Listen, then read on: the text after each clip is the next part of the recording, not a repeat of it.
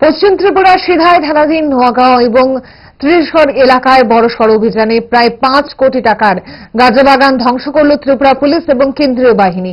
খাস জমিতে ছড়িয়ে থাকা প্রায় 40 থেকে 45টি প্লটে 1.5 লক্ষাধিক গাঁজা গাছ কেটে আগুন লাগিয়ে সম্পূর্ণ পুড়িয়ে দেওয়া হয়। অভিযানে নেতৃত্ব দেন পশ্চিম জেলা পুলিশ।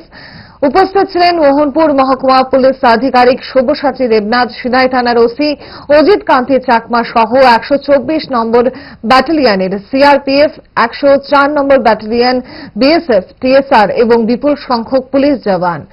সংবাদ মাধ্যমকে পশ্চিম ত্রিপুরা জেলার অতিরিক্ত পুলিশ সুপার হিমাদ্রি প্রসাদ দাস জানান, নেশামুক্ত ত্রিপুরা গড়ার লক্ষ্যে এই ধরনের অভিযান ধারাবাহিকভাবে চালানো হবে।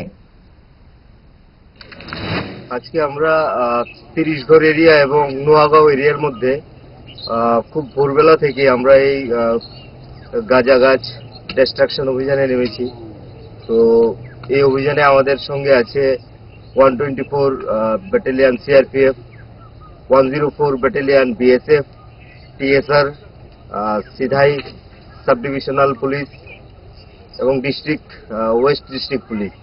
তো আমরা এই অভিযানে এখন অবধি প্রায় 1.5 লাখের অধিক প্রায় পরিপক্ক গাঁজা গাছ ডিস্ট্রাকশন করেছি এবং তার মধ্যে আমরা আগুন দিয়ে দিয়েছি।